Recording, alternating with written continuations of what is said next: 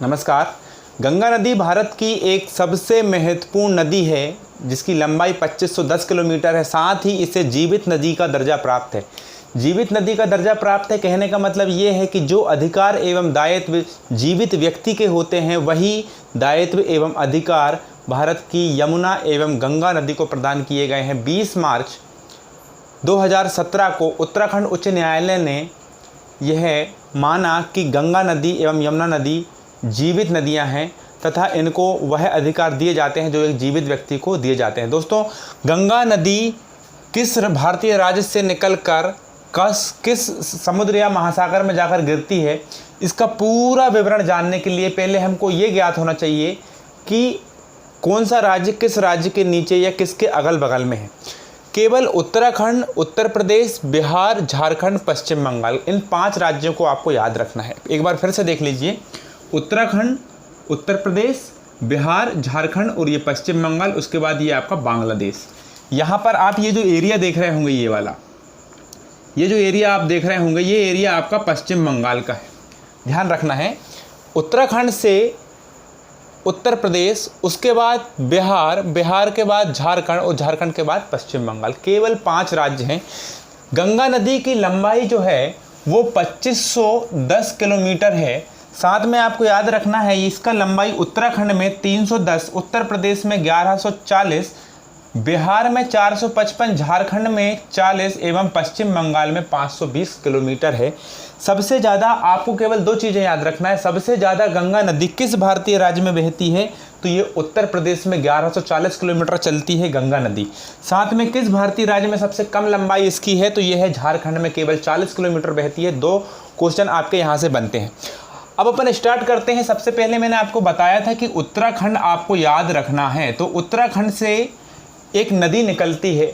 उत्तराखंड में सबसे पहले आपको एक ग्लेशियर देखने को मिलेगा जिसका नाम है सतोपंत ग्लेशियर, और सतोपंत ग्लेशियर उत्तराखंड में आपको देखने को मिलता है। सतोपंत ग्लेशियर से एक महत्वपूर्ण नदी निकलती है जिसका नाम है अलकनंदा, और इस अलकनंदा नदी के निकलते से जैसे ही वो नदी आगे बढ़ती है, जैसे ही अलकनंदा नदी आगे बढ़ती है, वहीं उत्तराखंड से एक और नदी आती है धौली गंगा, जो किस में आकर मिल जाती है, आपकी अलकनंदा नदी में आकर मिल जाती है। तो यहाँ पर हमने केवल 2 नदियाँ देखी। मैपिंग को देख के आपको डरना नहीं है। सतोपंत ग्लेशियर से अलकनंदा नदी निकली। सतोपंत ग्लेशियर कहाँ है, उत्तराखंड में, पहली चीज़। दूसरी चीज़, आपको धौली गंगा नदी मिली, उत्तराखंड से ही निकली और उत्तराखंड में ही अलकनंदा नदी में आकर मिल गई धौली गंगा। यहाँ पर जो स्थान मिलता है तुमको देखने के लिए वो क्या है, विष्णु प्रयाग। तो प्रयाग के बारे में मैं आपको बता दूँ, कुछ नहीं है। जैसे हम जानते हैं कि इलाहाबाद का नाम बदलकर प्रयागराज कर दिया गया है। इलाहाबाद में गंगा एवं जमुना नदी, जिसको जमुना हम बोलते हैं अपनी सामान्य भाषा में, लेकिन वो असल में एक यमुना नदी है। जमुना नदी बांग्लादेश में कहा जाता है ब्रह्मपुत्र नदी को, ये आपको याद रखना है। तो गंगा एवं यमुना नदी के मिलन स्थल जो इलाहाबाद में है, इसका नाम बदलकर प्रयागराज कर दिया गया। प्रयाग का मतलब क्या होता है कि 2 नदियों का संगम। तो अलकनंदा एवं धौली गंगा नदी विष्णु प्रयाग में मिलती हैं। फिर ये अलकनंदा नदी यहाँ से आपकी थोड़ी सी आगे बढ़ती है, वहीं उत्तराखंड में ही अभी हम चल रहे हैं। उत्तराखंड में फिर ये नदी जब आगे बढ़ती है तो इसको अगली नदी मिलती है नंदाकिनी। नंदाकिनी नदी जिस स्थान पर आपकी अलकनंदा नदी से मिलती है वो स्थान कौन सा पड़ जाता है, नंदप्रयाग। देख लीजिए, ना से नंदाकिनी और ना से नंदप्रयाग। आपको वीडियो के एंडिंग तक सारी चीज़ें याद हो जाएंगी, बस ध्यान से देखते रहना है। सतोपंत ग्लेशियर से अलकनंदा नदी निकली, धौली गंगा नदी से मिली, तो कौन सा स्थान पड़ा, विष्णुप्रयाग। क्वेश्चन पूछा जाता है विष्णुप्रयाग में किन किन नदियों का संगम है, तो एक धौली गंगा और एक ये अलकनंदा। ठीक, नंदाकिनी नदी आपके उत्तराखंड से ही निकलती है, उत्तराखंड में ही मिल जाती है। इस स्थान का नाम क्या पड़ता है, नंदप्रयाग। आगे एक पिंडर नदी मिलती है, इसका क्वेश्चन बहुत ज़्यादा बनता है। पिंडर नदी उत्तराखंड से ही निकलती है और उत्तराखंड में ही किस में मिल जाती है, अलकनंदा नदी में मिल जाती है। ये आप देख पा रहे होंगे, पिंडर नदी ये निकली और ये आपकी अलकनंदा नदी में मिल गई। इस स्थान को क्या बोलेंगे, तो आपको ये स्थान याद रखना है, कर्णप्रयाग। 3 चीज़ें हमने पढ़ी, धौली गंगा मिली तो विष्णुप्रयाग, नंदाकिनी मिली नंदप्रयाग, पिंडर मिली कर्णप्रयाग। उसके बाद आपको थोड़ा सा ध्यान रखना है, आगे चल के एक मंदाकिनी मिलेगी। जी हाँ, ऊपर सबसे पहले हमने नंदाकिनी देखा, उसके नीचे हम देखेंगे आपका पिंडर, पिंडर के नीचे हम देखेंगे मंदाकिनी। तो मंदाकिनी जिस स्थान पर मिलती है वो स्थान होता है आपका रुद्रप्रयाग। कितने प्रयाग पढ़ लिए, 4। एक कौन सा, विष्णु प्रयाग, एक नंद प्रयाग, एक कर्ण प्रयाग, और लास्ट में हमको क्या मिला, रुद्र प्रयाग। मंदाकिनी नदी जब अलकनंदा से मिलती है तो रुद्र प्रयाग नाम का स्थान आपको देखने को मिलता है, और ये स्थान कहाँ पर है, आपके उत्तराखंड में। इतनी बात आपको समझ में आ गई होंगी। अब ध्यान से आपको देखना है, यहाँ तक हम पहुँच चुके हैं। अब सबसे महत्वपूर्ण जहाँ से प्रश्न बनता है उस स्थान पर हम पहुँच चुके हैं। अब ध्यान से देखिएगा, वापस आप उत्तराखंड में आप देखिए, उत्तराखंड में आपको एक जिला देखने को मिलता है। इस जिले का नाम है उत्तरकाशी जिला। उत्तरकाशी जिला, उत्तराखंड से एक नदी निकलती है, कौन से ग्लेशियर से, गंगोत्री ग्लेशियर से। तो गंगोत्री ग्लेशियर से एक नदी निकलती है उत्तराखंड से, भागीरथी नदी। और इस भागीरथी नदी के आगे बढ़ने के बाद क्या होता है, इसको एक भीलांगना नदी मिलती है। ये भीलांगना नदी मिलती है, कौन सी नदी को, भागीरथी नदी को। भागीरथी नदी को जब भीलांगना नदी मिलती है तो यहाँ पर इनके संगम पर एक डैम बनाया गया है, जिसे हम टिहरी बांध के नाम से जानते हैं। और क्वेश्चन ये आता है कि टिहरी बांध किस भारतीय राज्य में पड़ता है। आपको आंसर क्या देना है, उत्तराखंड। अभी हम उत्तराखंड में ही हैं, अभी हम कहीं नहीं गए हैं, अभी हम केवल इस भारतीय राज्य में चल रहे हैं, अभी यहीं की कहानी चल रही है। ठीक है, तो आपको इतना ध्यान रखना है, गंगोत्री ग्लेशियर, उत्तरकाशी जिले गंगोत्री ग्लेशियर से भागीरथी निकलती है और आगे चल के इसको एक भीलांगना नदी मिलती है जिस पर टिहरी बांध स्थित है। जब ये नदी आगे बढ़ती है तो ये नदी जाकर इस अलकनंदा नदी में मिल जाती है। तो यहाँ पर जब ये दोनों नदियाँ मिलती हैं, तो ये स्थान पड़ता है आपका देवप्रयाग। क्या स्थान पड़ता है, देवप्रयाग। सामान्य भाषा में हम यूँ कह सकते हैं कि क्या कह सकते हैं कि भीलांगना एवं अलकनंदा नदी किस स्थान पर मिलती हैं, तो देवप्रयाग में मिलती हैं। और स्थान कौन सा है आपका, उत्तराखंड। देवप्रयाग में आपकी अलकनंदा और आपकी कौन सी नदी, भागीरथी नदी का संगम है देवप्रयाग में। और यहीं से इसका नाम पड़ता है गंगा। गंगा क्यों पड़ता है, क्योंकि ये भागीरथी नदी जो है ये गंगोत्री ग्लेशियर से निकलती है। आगे आप चलिएगा तो आप फिर कहाँ एंटर कर जाओगे, उत्तर प्रदेश में। उत्तराखंड में केवल 4-5 चीज़ें हमको देखने के लिए मिली। सबसे पहले आपको सतोपंथ ग्लेशियर से अलकनंदा नदी निकली, आगे बड़ी धौली गंगा नदी मिली। धौली गंगा नदी जिस स्थान पर मिली वहाँ पर विष्णु प्रयाग में बना। उसके आगे जब आप आएंगे तो आपको अगली नदी कौन सी मिली, नंदाकिनी, तो नंद प्रयाग बना। अगला आप आएंगे नीचे तो पिंडर नदी मिली तो आपको कर्ण प्रयाग बना। उसके नीचे मंदाकिनी मिली तो आपका क्या बना, कर्ण प्रयाग बना। उसके नीचे जब आप आगे आओगे तो आपको कौन सी नदी मिली, भागीरथी नदी मिली, जिसकी सहायक नदी भीलांगना है और जिस पर टिहरी बांध अवस्थित है। तो भागीरथी नदी जब आपकी अलकनंदा से मिलती है तो उस स्थान को देवप्रयाग बोलते हैं। और वहीं से अलकनंदा एवं भागीरथी नदी के संगम से नाम पड़ जाता है इस नदी का, गंगा। ठीक, अब आप कहाँ पर एंटर कर चुके हो, उत्तर प्रदेश में। उत्तराखंड में ये पूरा का पूरा काम कहाँ हुआ है, उत्तराखंड में। अब जब आप उत्तर प्रदेश में आते हो, अगर आपके पास पेन कॉपी है तो थोड़ा लिखते हुए चलना है। उत्तर प्रदेश में जब आप आते हो तो इसको सबसे पहली नदी मिलती है, कौन सी नदी को, गंगा नदी को। सबसे पहली नदी मिलती है रामगंगा नदी। कौन सी नदी मिलती है, रामगंगा नदी। और रामगंगा नदी जिस स्थान पर मिलती है गंगा को, वो स्थान कौन सा होता है, कन्नौज। कौन सा स्थान होता है, कन्नौज। बात कहाँ की चल रही है, उत्तर प्रदेश की। अब हम उत्तर प्रदेश में आ चुके हैं, अब हम इस स्थान पर आ चुके हैं। ये जो आप देख रहे हो प्रदेश, ये कौन सा प्रदेश है, उत्तर प्रदेश। तो उत्तर प्रदेश में सबसे पहली नदी मिलती है रामगंगा, किस स्थान पर मिलती है, कन्नौज में मिलती है। आप थोड़े से आगे चलिएगा तो थोड़े से आगे जब आप जाओगे तो वहीं वापस आपको कहाँ जाना है, पहले तो उत्तराखंड, और उत्तराखंड से वापस अब आपको उत्तर प्रदेश में आना है। उत्तराखंड आपको क्यों जाना है, क्योंकि उत्तराखंड में आपका एक हिमालय पर्वत आपको देखने का मिलेगा। हिमालय पर्वत का कौन सा हिमालय, लघु हिमालय, जिसे हम शिवालिक के नाम से जानते हैं। लघु हिमालय के नीचे वाला भाग जिसे हम शिवालिक के नाम से जानते हैं, उस शिवालिक में एक श्रेणी देखने को मिलती है।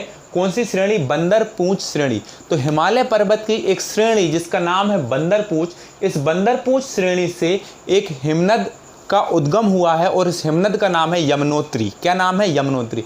तो यमुनोत्री ग्लेशियर या यमुनोत्री हिमनद से एक यमुना नदी निकलती है उत्तराखंड से, जो उत्तर प्रदेश में आती है और उत्तर प्रदेश में आकर किस में जाकर मिलती है, गंगा नदी में जाकर मिलती है। इतनी चीज़ें आपको ध्यान रखना है। सबसे पहले मैंने आपको क्या बताया कि अलकनंदा नदी से धौली गंगा नदी मिली, विष्णु प्रयाग, नंदाकिनी मिली, नंद प्रयाग, पिंडर मिली, कर्ण प्रयाग, मंदाकिनी मिली, रुद्र प्रयाग। उसके बाद ये कौन सी नदी आकर मिली? भागीरथी। क्या बना? देव प्रयाग। यहाँ से नाम पड़ा गंगा। आप चले गए उत्तर प्रदेश, पहली नदी मिली रामगंगा।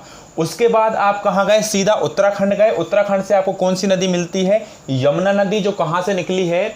यमुनोत्री हिमनद या यमुनोत्री ग्लेशियर से निकली है, जो बंदरपुर श्रेणी में स्थित है। कहाँ पर स्थित है? उत्तराखंड में। यमुना नदी आकर सीधा उत्तर प्रदेश में आकर मिलती है। किस में आकर मिलती है? तो ये आकर मिलती है आपकी गंगा में। गंगा में आकर जब ये नदी मिलती है तो इस स्थान को क्या कहा जाता है? ये स्थान, इसे कहा जाता था इलाहाबाद, जिसका नाम बदल कर दिया गया है प्रयागराज। ध्यान रखिएगा, गंगा एवं यमुना नदी एवं इस गंगा नदी का ये मिलन स्थल जो है, इसको प्रयागराज के नाम से जानते हैं और यह उत्तर प्रदेश में अवस्थित है। इतनी कहानी आपको पूरी समझ में आ गई होगी। अब अपन चलते हैं 2 मिनट के लिए मध्य प्रदेश। देखिए, इस मैप को आप देख रहे होंगे, ये क्या है? आपका उत्तर प्रदेश। अभी हम उत्तर प्रदेश में यहाँ कहीं पर स्थित हैं। हम उत्तर प्रदेश में यहाँ कहीं पर स्थित हैं, प्रयागराज में हम स्थित हैं। अब इस मध्य प्रदेश से एक नदी है चंबल, जो चंबल नदी इस प्रकार से यहाँ से निकलती है, निकल कर कहाँ जाती है? उत्तर प्रदेश जाती है। समझ गए बात को? मध्य प्रदेश से एक नदी निकलती है चंबल, जो कहाँ जाती है? उत्तर प्रदेश जाती है। तो आप आ जाइए मध्य प्रदेश में।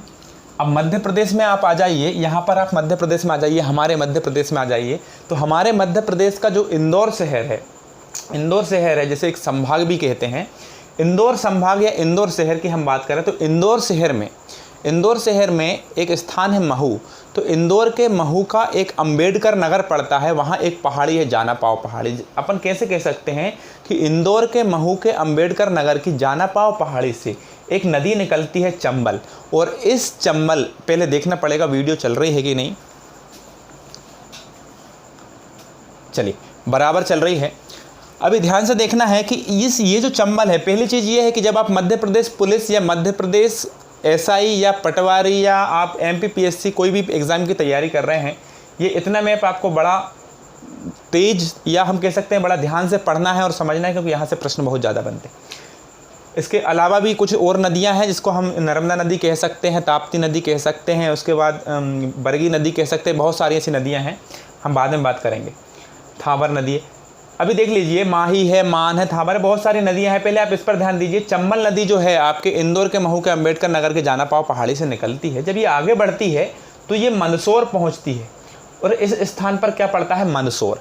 तो जब ये मंदसौर पहुंचती है तो मंदसौर में इसकी एक सहायक नदी है छिप्रा, जो इंदौर एवं उज्जैन की सीमा पर एक गाँव है, उज्जैनी गाँव, वहाँ से निकलती है। कौन सी पहाड़ी से? काकरीबड़ी पहाड़ी से। काकरीबड़ी पहाड़ी से जब छिप्रा नदी निकलती है तो ये कहाँ पर जाती है? मंदसौर जाती है। और मंदसौर में जाकर किससे मिल जाती है? चंबल से मिल जाती है। तो चंबल एवं छिप्रा नदी मंदसौर में मिलती हैं, और इसी स्थान पर एक बांध भी या एक परियोजना भी बनाई गई, जिसका नाम है गांधी सागर परियोजना। और यहीं पर एक कह सकते हैं अभ्यारण्य भी है, गांधी सागर अभ्यारण्य।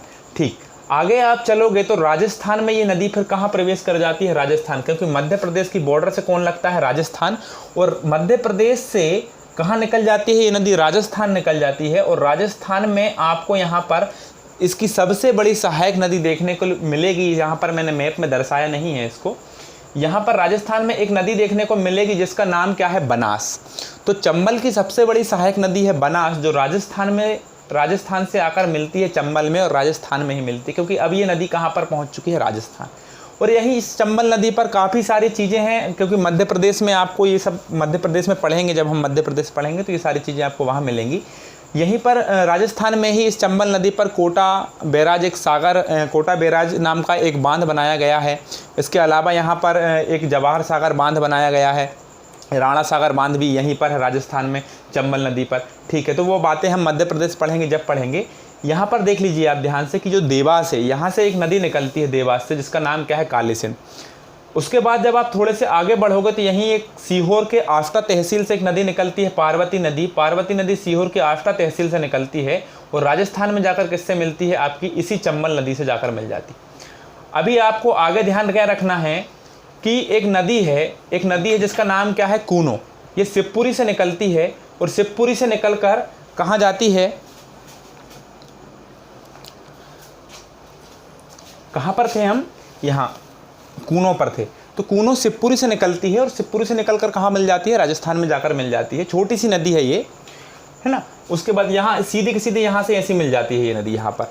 अभी आपको आगे देखना है, सिंध नदी है, एक मध्य प्रदेश की बड़ी महत्वपूर्ण नदी है सिंध, जो विदिशा से निकलती है और ये कहाँ पर जाकर मिलती है, ध्यान से समझ लेना है बात को। ये कहाँ पर जाकर मिलती है, ये यमुना नदी में जाकर मिलती है। यमुना नदी में जाकर मिलती है। किस स्थान पर मिलती है, तो ये इटावा में मिलती है। पहले ध्यान से समझिए, आपने यहाँ से लेकर यहाँ तक का पूरा मैप पढ़ चुके हैं। अभी आप इस चंबल नदी को पढ़ रहे थे। चंबल नदी मध्य प्रदेश से निकलती है, महू के अम्बेडकर नगर के जानापाव पहाड़ी से निकलती है और निकलकर सीधा कहाँ पर जाकर मिल जाती है, इस यमुना में जाकर मिल जाती है। किस स्थान पर, इटावा नामक स्थान पर। और इस नदी की जो सहायक नदियाँ हैं, एक छिप्रा जो कहाँ से निकलती है, आपके इंदौर और उज्जैन की सीमा पर उज्जैनी गांव है वहाँ से निकलती है। देवास से काली सिंध निकलती है। और कौन सी नदी निकलती है, आपकी पार्वती जो सीहोर की आष्टा तहसील से निकलती है। कूनो नदी शिवपुरी से निकलती है। सिंध नदी विदिशा से निकलती है और इटावा में जाकर मिल जाती है। अब आप आगे चलेंगे तो यही मध्य प्रदेश की ही बात चल रही है। मध्य प्रदेश की एक प्रमुख नदी बेतवा नदी जो रायसेन से निकलती है कुमरा गांव से और कहाँ पर जाकर मिलती है, हमीरपुर में जाकर मिलती है। कौन से स्थान पर, उत्तर प्रदेश की ही बात चल रही है। इटावा कहाँ है, ये भी उत्तर प्रदेश में ही है। तो ये बेतवा नदी जो है आपकी रायसेन से निकलकर कहाँ जाकर मिलती है, हमीरपुर नामक स्थान में जाकर मिलती है। और हमीरपुर कहाँ है, उत्तर प्रदेश में है। याद रखिएगा, इसी बेतवा नदी पर एक परियोजना है, माता टीला परियोजना, जिसको राजघाट परियोजना के नाम से भी जानते हैं। ये परियोजना इस बेतवा नदी पर स्थित है, उत्तर प्रदेश के ललितपुर जिले में। अब हम आगे चलेंगे तो आपको एक और नदी मिलेगी। कौन सी नदी मिलेगी, कैन। ये कटनी से निकलती है, जिस पर पूर्वा जलप्रपात है। कटनी से निकलती है ये कैन नदी और कौन से स्थान पर जाकर मिलती है, बांदा। बांदा कहाँ पर पड़ता है, ये भी आपका उत्तर प्रदेश में। ये आप देख रहे होंगे, ये उत्तर प्रदेश वाला एरिया जो है, ये उत्तर प्रदेश। कहाँ तक है ये उत्तर प्रदेश, जहाँ तक ये बिहार। उत्तर प्रदेश और बिहार के बीच में जो स्थान है, ये पूरा उत्तर प्रदेश ही। तो ये कैन नदी कहाँ से निकलती है, मध्य प्रदेश के कटनी से निकलती है और कहाँ पर जाकर मिलती है, उत्तर प्रदेश में बांदा नामक स्थान पर जाकर मिलती है। उसके बाद एक टोंस नदी निकलती है। ये टोंस नदी कहाँ से निकलती है, सतना से निकलती है। सतना की एक तहसील है मैहर, जो अभी जिला बनने के लिए प्रस्तावित है। माननीय कमलनाथ जी की जो सरकार आई थी उसमें प्रस्तावित इस प्रस्ताव को पास कर दिया गया था। ये जो आपकी टोंस नदी है, ये मैहर तहसील से निकलती है। मैहर तहसील सतना में पड़ती है ना। उसके बाद आप आगे ध्यान से समझिए इसको, ये कहाँ पर जाकर मिलती है, ये गंगा में जाकर मिलती है, ये यमुना में नहीं मिलती है। यमुना में मिलने वाली एक नदी कैन है, उसके बाद एक नदी है आपकी बेतवा, उसके बाद एक नदी है आपकी सिंध और उसके बाद ये चंबल, और बाकी नदियाँ चंबल की सहायक नदी है। अब आपको आगे समझना है, ये आपकी नदी हो चुकी है टोंस नदी। अब आप कहाँ चले गए हो, आप वापस उत्तर प्रदेश में पहुँच गए हो। और उत्तर प्रदेश में एक नदी है कर्मनासा नदी, जो वहाँ की सबसे ज़्यादा प्रदूषित नदी है। कर्मनासा नदी उत्तर प्रदेश की, ये नदी कर्मनासा नदी उत्तर प्रदेश से निकलती है और कहाँ जाके मिलती है, बिहार में गंगा नदी से जाकर मिलती है। यहाँ पर सीमा समाप्त हो जाती है। मध्य प्रदेश से निकलने वाली सारी नदियाँ हम देख चुके हैं। एक चीज़ आपको याद रखना है कि इस गंगा नदी के बारे में, जब ये गंगा नदी कहाँ जाती है, बिहार जाती है, तो जब बिहार में एंटर करने वाली होती है तो इसको उत्तर प्रदेश एवं बिहार की सीमा पे एक नदी मिलती है, गोमती। कौन सी नदी मिलती है, गोमती। कौन से स्थान पर आकर मिलती है, ये गाजीपुर नामक स्थान पर आकर मिलती है। ये चीज़ आपको याद रखना है। जब आप बिहार में जाओगे तो बिहार में सबसे पहले आपको एक नदी मिलेगी। कौन सी नदी, कर्मनासा नदी। और इस कर्मनासा नदी के बारे में आपको ये समझना है कि ये उत्तर प्रदेश की सबसे प्रदूषित नदी है, जो निकलती है उत्तर प्रदेश से, लेकिन जाकर कहाँ मिलती है, बिहार में। इतनी चीज़ आपको समझ में आ गई। अब आप बिहार में हो, आप कहाँ पर हो, बिहार में, मतलब आप कौन से स्थान पर आ चुके हो, अब इस स्थान पर आप आ चुके हो। अभी आप कहाँ पर आ चुके हो, बिहार में। अब आपको दो चीज़ें ध्यान रखना है कि यहाँ से लेके यहाँ तक का जो एरिया है वो किसका है, नेपाल का। किसका है, नेपाल का। तो कुछ नदियाँ ऐसी भी होंगी जो नेपाल से आकर मिलेंगी, और ये वाला जो इलाका है ये कौन सा है, तिब्बत का। कौन सा है, तिब्बत। तो यहाँ से भी कुछ नदियाँ आकर मिलेंगी। अब इसको अच्छे से लिखना पड़ेगा, नहीं तो आप सोच रहे होंगे कि सर ऐसा लिख रहे हैं। ये लिख दिया मैंने, तिब्बत। ठीक। अभी आगे जब आप बिहार में जाओगे तो कर्मनासा नदी उत्तर प्रदेश वाली तो आपने देख चुके हो। अब सबसे पहले आपको एक नदी मिलेगी, कौन सी नदी मिलेगी इसको ध्यान से समझ लेना। एक नदी है महत्वपूर्ण, जो कहाँ से निकलती है, ये नदी निकलती है आपके नेपाल हिमालय से। नेपाल हिमालय से ये नदी निकलती है जिसका नाम है शारदा। जब ये शारदा नदी नेपाल हिमालय से निकलती है तो प्रारंभ में इसको बोला जाता है गौरी गंगा। कौन सी नदी बोला जाता है? गौरी गंगा। और जब ये थोड़ा सा आगे बढ़ती है और उत्तर प्रदेश एवं नेपाल की सीमा में, बिहार एवं नेपाल की सीमा पे, ये आपका बिहार है और बिहार से ये आपका एक देश है नेपाल जो लगा हुआ है। तो जब ये सीमा पर आती है तो इसे कहा जाता है काली नदी। कौन सी नदी कहा जाता है? काली नदी। तो कभी कंफ्यूज नहीं होना है, अगर काली नदी का अगर आपको बात आए तो वो वही आपकी शारदा नदी है। तो शारदा नदी को काली नदी कहा जाता है कहाँ पर? उत्तर बिहार एवं आपके नेपाल की सीमा की बॉर्डर पर या सीमा पर। जब ये नदी शारदा नदी जब घाघरा नदी में मिलने वाली होती है तो इसे कहते हैं चौक। क्या कहते हैं? इसे चौक कहते हैं। और जो घाघरा नदी है वो भी नेपाल से निकलकर कहाँ आकर मिलती है? उत्तर प्रदेश में। कौन सी नदी से? शारदा नदी से आकर मिलती है। अब आगे जब ये नदी आगे बढ़ती है तो इसे सरयू के नाम से जानते हैं। और उत्तर प्रदेश से निकलकर ये नदी कहाँ आती है? बिहार। उत्तर प्रदेश से निकलकर पहले नेपाल से निकली, नेपाल से कहाँ आई? उत्तर प्रदेश, और उत्तर प्रदेश से फिर कहाँ जाएगी? बिहार। और बिहार के कौन से स्थान पर जाकर मिलती है? छपरा। और किस में मिलती है? ये गंगा नदी में। ठीक है, ये गंगा नदी ही है जो चली आ रही है यहाँ से, दोनों की धाराओं से मिलते हुए। अब ये गंगा नदी हम यहाँ पर पहुँच चुके हैं, छपरा नामक स्थान पर आकर मिल जाती है। कौन सी नदी? इस नदी का नाम है आपकी सरयू नदी या सरयू रिवर। अब आपको थोड़ा सा नीचे आना है और ये सोन नदी आप देख रहे होंगे। ये सोन नदी कहाँ से निकलती है? ये भी अमरकंटक की पहाड़ी मध्य प्रदेश से निकलती है, अमरकंटक से। और जब ये निकलती है तो जब ये शहडोल से गुजरने बाद, शहडोल एवं उसके नीचे अनूपपुर की सीमा से जब ये निकलती है तो यहाँ पर एक परियोजना है जिसे बाण सागर परियोजना के नाम से जानते हैं, जिसका पानी 3 राज्यों को लाभान्वित करता है। कौन कौन से राज्य हैं आपके? एक मध्य प्रदेश, एक उत्तर प्रदेश और एक ये बिहार। कौन सी परियोजना है? बाण सागर परियोजना। कौन सी नदी पर है? ये सोन नदी पर है। ये मध्य प्रदेश में बहुत सारी ऐसी चीज़ें हैं जो मैं यहाँ पर नहीं बता पाऊँगा, क्योंकि यहाँ पर हम भारत की चीज़ें पढ़ रहे हैं। जब हम मध्य प्रदेश को पढ़ेंगे एमपी पुलिस के लिए तो आपको डिटेल में अच्छे से बता दूंगा। पहले आप देख लीजिए, ये जो सोन नदी है, ये सोन नदी कहाँ पर जाकर मिलती है? ये नदी जाकर मिलती है आपकी दानापुर बिहार। कहाँ पर जाकर मिलती है? दानापुर बिहार। ये बिहार लिखा है, इसके नीचे सब बिहार ही बिहार है।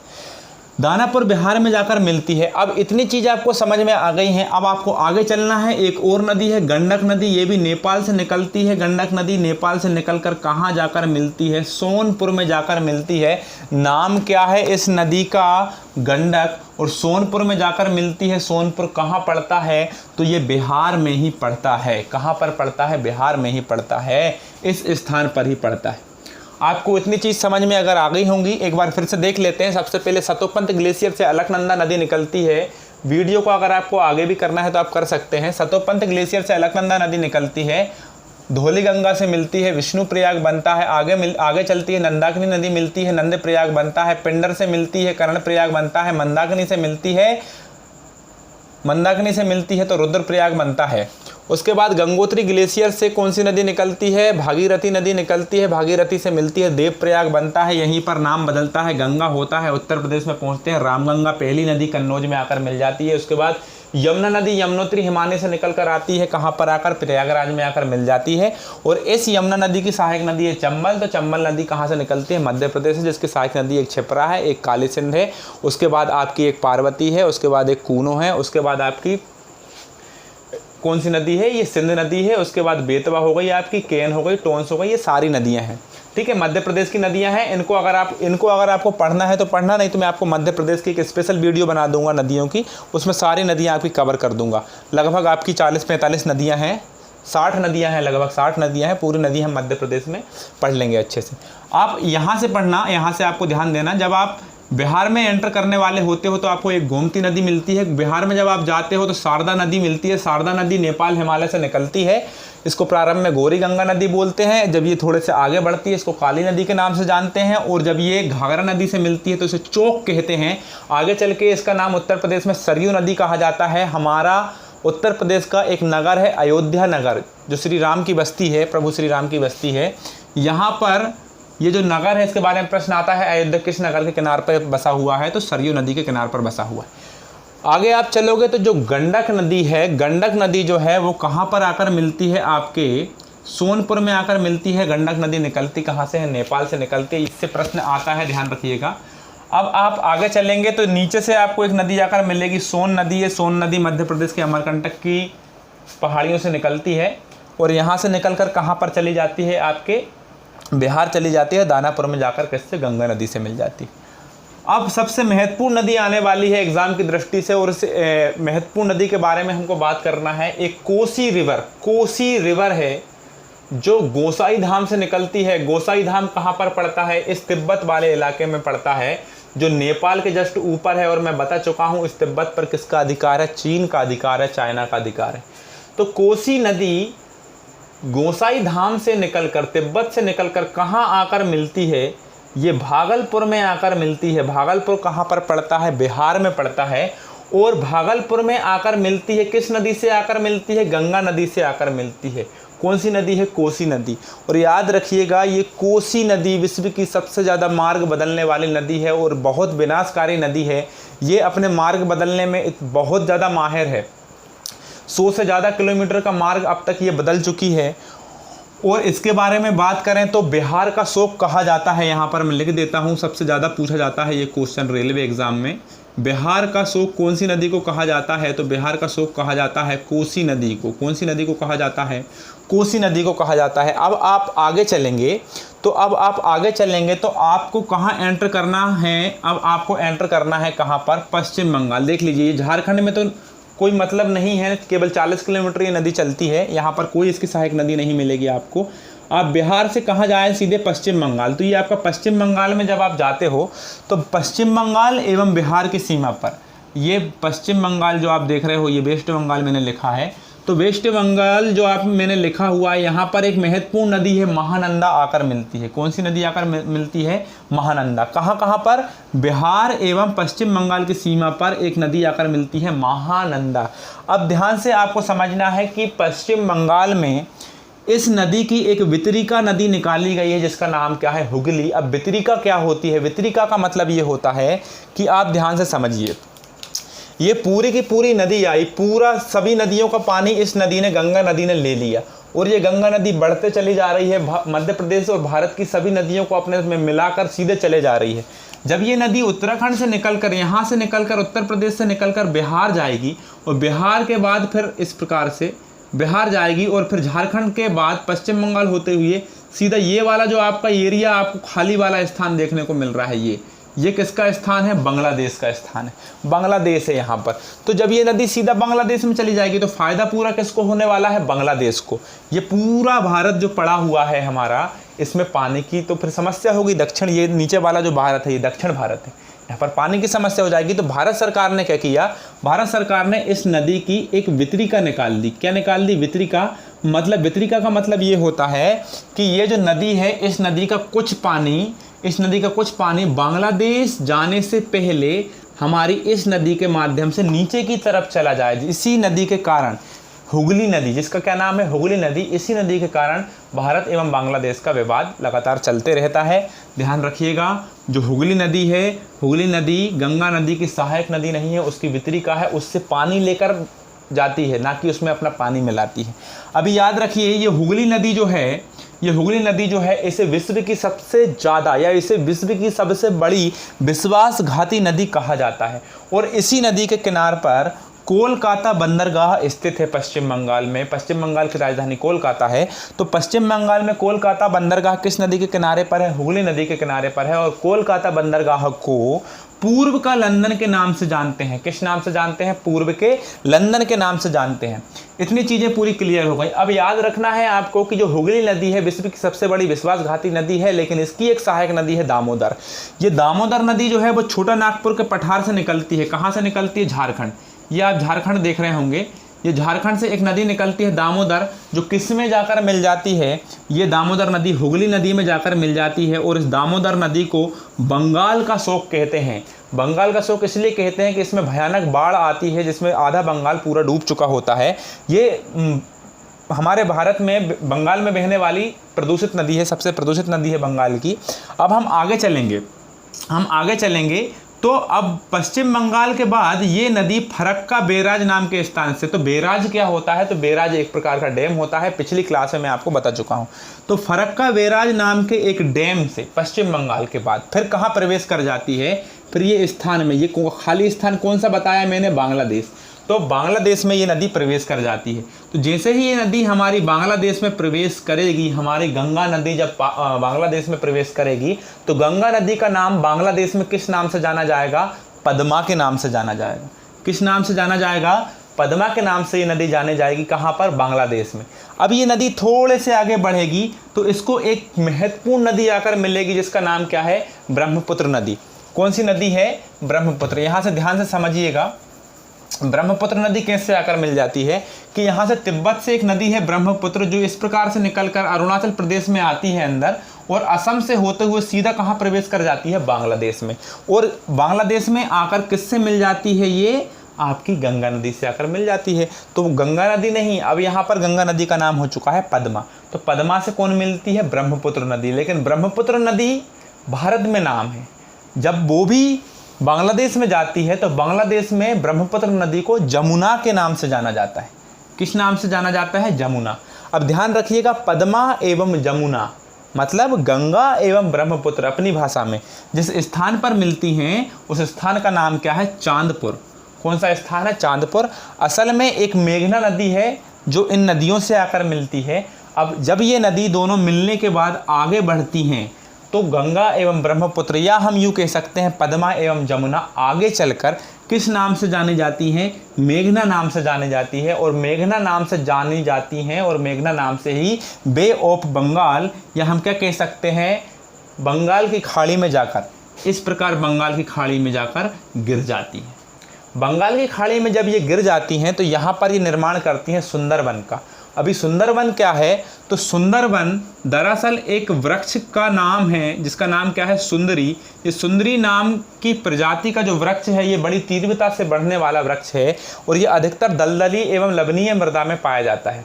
सुंदरी नाम का वृक्ष इस इलाके में बहुत ज़्यादा होने के कारण यहाँ एक विशेष प्रकार के डेल्टा का निर्माण हुआ है जिसका नाम है सुंदरवन का डेल्टा। यहाँ पर बंगाल टाइगर भी पाए जाते हैं।